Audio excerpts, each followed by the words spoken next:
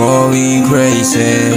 Kaso paano na yung mangyayari kung bumitaw na ako sa sakit lang ng sinapit? Kasi kung tatagal lang baka lalong lumala. Ang puso'y di masakit pag tuloy ng gumiba. Siguro tama na rin sa akin ka mawala, para hindi na isisi ang maling nagawa. Sana di ka na lang nakilala, sana di ka na lang pinakilala, sana di ka na lang nakasama.